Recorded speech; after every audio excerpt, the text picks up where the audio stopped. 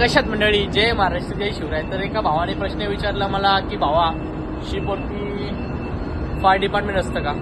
तर भावा या शिपवरतीला स्पेशली फायर डिपार्टमेंट नसतं. मी मर्चंट वेसलचं सांगतोय ना की क्रूजचं सांगतोय. क्रूजवरती असू शकतं फायर डिपार्टमेंटने, असतंय माझ्या मते, पण मर्चंट वेसलवरती नसतं. कारण की मर्चंट वेसलवरती जे जे क्रू येतात ना, प्रत्येकाला फायर फायटिंगचा कोर्स करूनच पाठवतात.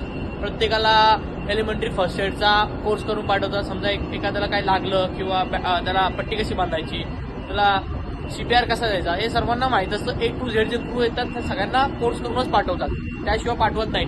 त्यामुळे फायर डिपार्टमेंट नसतं.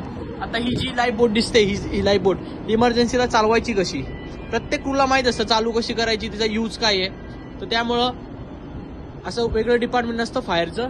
अबंडन्स झाल्यावरती काय करणार तू. त्यामुळे प्रत्येक शनिवारी एक ड्रिल घेतली जाते. त्या ड्रिलमध्ये सर्व प्रशिक्षण दिलं जातं, कसं करायचं काय करायचं. त्यामुळे प्रॅक्टिस होते प्रत्येकाला की इमर्जन्सीमध्ये काय करायचं. आणि अलाराम पण असतं. समजा आग लागलीचा अलाराम असतो. प्रत्येक इमर्जन्सीचा वेगळा अलाराम आहे. त्यामुळे भावांनो, अजून माहितीसाठी फॉलो करा आणि कमेंट करा. तुर्तास धन्यवाद.